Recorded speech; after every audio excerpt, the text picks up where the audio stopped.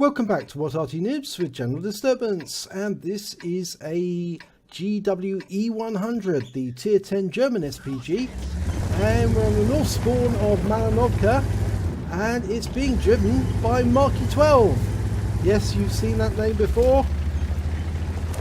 He has submitted quite a few replays to us. It's a standard battle. The rest of the team are over there somewhere. They're all dispersing in different directions.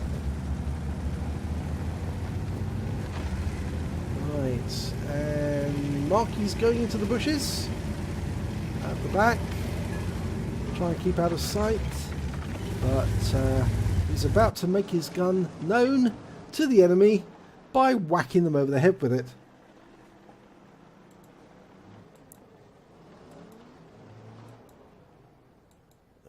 Okay, he's ready to shoot. Lining up on T10, rounds out. Now that was a splash hit for 364 hit points and 2 critical hits. Now he has got a fairly long reload, 35 seconds, so it's going to take him a while, but he's actually stunned both of the T10s down at the other end. And he's turning and facing the targets again. Now the GW E100 was never actually built, but it was proposed to make use of the E100 hull and put an SPG on top of it. In fact, the designs that they actually showed meant that the gun was going to be on a mount where it could actually be dismounted from the vehicle and used as a static Arty if necessary. It's got a 21 centimeter howitzer and he's fired a round in and he's splashed one of the T10s, and I think he stunned both of them. Yes, it was a 21 centimeter Morse cannon.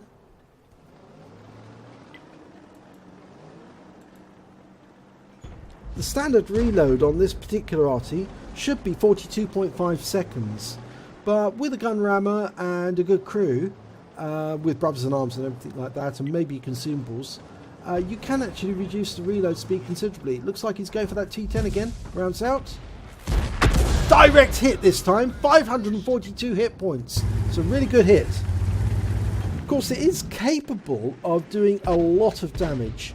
If it got a good hit, it could actually get damage of 2,000 hit points. But I believe those figures may relate to the old days, the old good days before 9.18.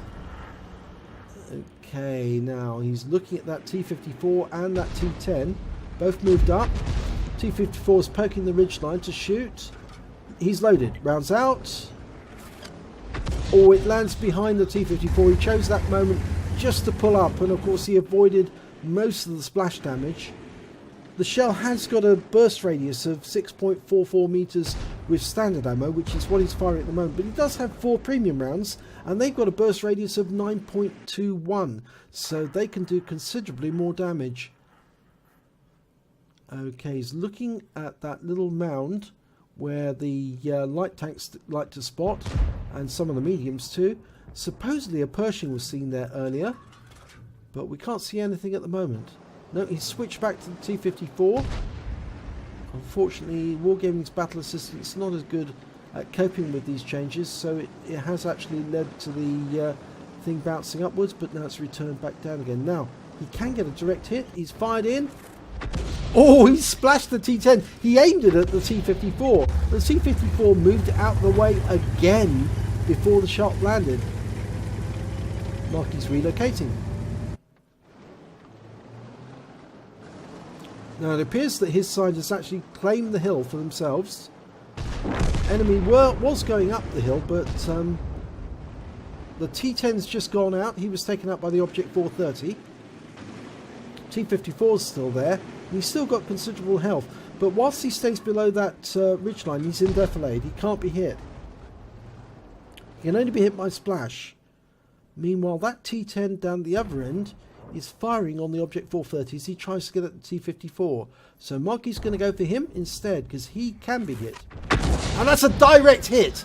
421 hit points. Beautiful hit. It looked like the shell went right over the top of that T-28 and hit the T-10 behind him, but still stunned the T-28 in the process. And both tanks are now receiving fires, so Marky's picking up stun assist from the T-28. Would you believe it? 1,000 hit points of damage to the T-28 alone. Right, there are the enemy tanks on the reverse side of the hill. A Type 4 Heavy and a Tiger II. He's almost reloaded, so he can hit those. Rounds out. Direct hit on the rear of the Type 4, but he actually damaged the Tiger II as well. He got 503 hit points on the Type 4 and 258 on the Tiger II. That's a really good shot. That was worthwhile, that one. Over 750 hit points, or 761 hit points of damage off just one shot. Now he's going for the Type 4 again. We can't see the Tiger II at this point, but we know he's there. He was right next door to the Type 4, and that Type 4 is now pulling forward. No, is Marky going to fire? No, he's holding on. There they are. They're both there together. He's fired at both of them. The gap between them. Oh, he hit the Type 4, but he damaged the Tiger II as well. This is really excellent shooting. He's getting a twofer, and he's picking up stun assist as well. He's now up to 3.3k of damage and 2.4k or 2.5 of stun. Well, he's going to go for this T10 again. He's the only one guarding that corner, really, apart from the T28. But the T28's lost most of his health, so if he can put this shell into the T10, the rest of his team can flood in. Oh, he splash kills the T10. 151 hit points. He's out of the game. And the T-28's been taken out. That means all of those tanks can now flood south towards the enemy cap.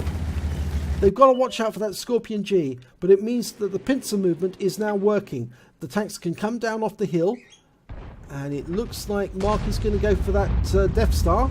He's just fired his gun. Marky's indicating his target, and that's helping because the team are shooting at the Death Star, but the Death Star's been killed. Okay, so he's going to focus now onto that E75 and the Type 4. The Tiger II's gone down. Just need to know where that Type 4 is. We can't see him yet. We also know there's an E75 been seen near that rock. Now Marky's asking for somebody to spot. Ah, there's the E75. Unfortunately, he can't hit it because it's indeflated on the rock. If he moves back a little, yes, he can hit him. Rounds out. Oh, it's a splash hit.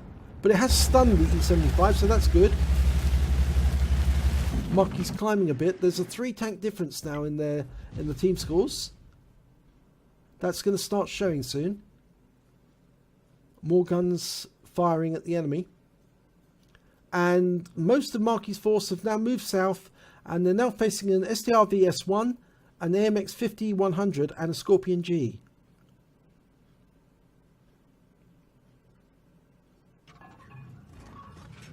Okay, Marky's looking at where that Pershing was last seen. There's a tree just went down there.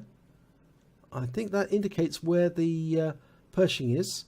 The Scorpion's moving up to have a spot. I think he'll find that that tree went down because there was somebody directly behind it. There he is. Yes, he did go down. Yes, exactly where the tree was. You can see, just next door to the tree. And the round goes in and kills the Pershing. He only had 5 hit points left, so he's out the game. That's another kill. That's 2 kills to Marky. Okay, the E75 has taken up position around the corner of the rock. It means it's going to be easier to hit now, but he is being a bit more problematical, and he's just taken out that Scorpion G. In fact, actually, it wasn't him who took out the Scorpion G, it's the SDR-V, who's over near the enemy cap. So the enemy's starting to put up a good defence at last. Although there's still a 3-tank difference. He's going to go for the Type 4. AMX is side scraping. Rounds out. And that's a kill shot. 111 hit points, and he's got the Type 4 out the game. So that E75 is now outmatched. He could be surrounded and taken out the game very, very quickly if they can get the other tanks down off the top of the hill. Yeah, and somebody's trying to tell them to do that. I think it's the AMX-50. He's saying, get down off the hill, come and help me. In the meantime, the E75 is receiving fire from behind. The AMX-50-100 on the enemy team and the STRV must be further up the hill, further away from their own cap. I think that's why they were able to take out the Scorpion.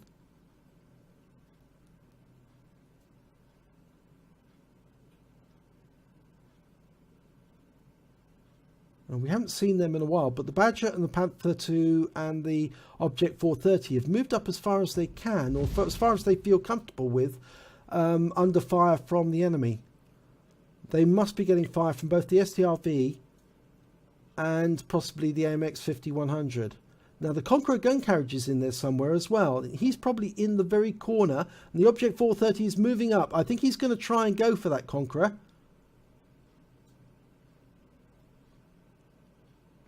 No, he's pulled back. Now there was something just flew through the field of view. That was probably the CGC. The shell from the CGC just went out. So I think Marky's looking to see if he can find it. It's got a long reload, so he's going to have to wait until it fires again before he can spot it. But if it does fire again, obviously it's one of his team is going to get beyond the receiving end of a 9.4-inch shell.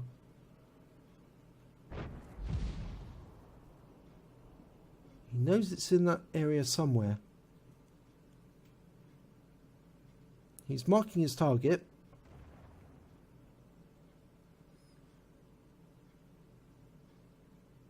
I reckon he's in one of those bushes.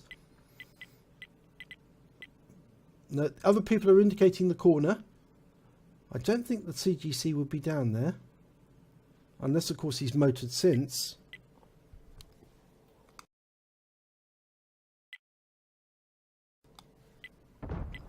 Oh, he's firing around in there anyway. Long time for the round to travel. It's knocked down the tree, but there was no Arty there. I think the Arty was further north.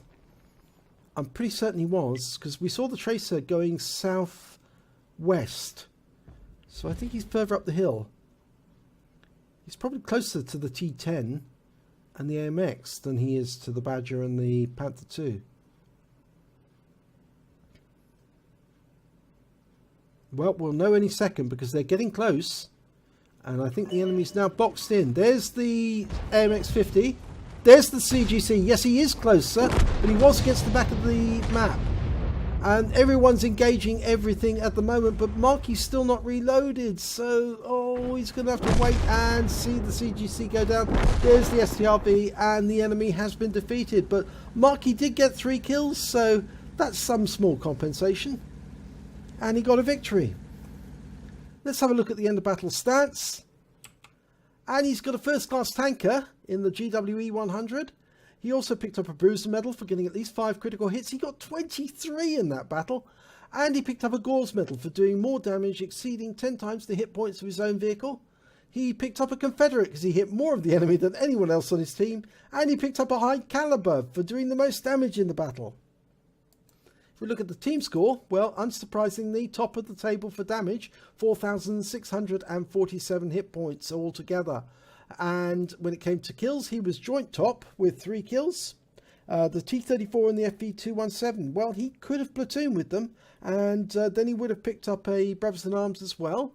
And when it came to base XP, well, unfortunately, he was pipped at the post by the Object 430. He came third with 1,044 experience points, but that's not bad.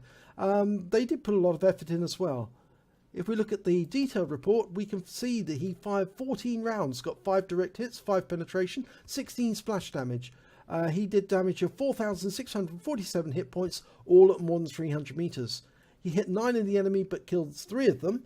And he did 2,495 hit points of stun assistance off 18 stuns. On a standard account, he earned 55,371 credits. There's a holiday ops bonus that's not showing here, and after ammunition resupply, he still had 46,185 credits spare.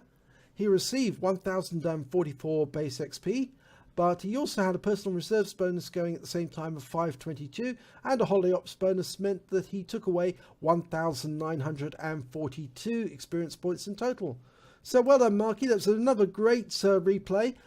Pity that you missed out on the ace tanker, but the fact of the matter is you did pick up 3 epic medals, which shows how effectively you were and how good you were working during that battle, how hard you were working. So well done. If you enjoyed this replay, please give it a like and do subscribe to our channel, and hopefully it'll be your replay I'll be featuring in our next video.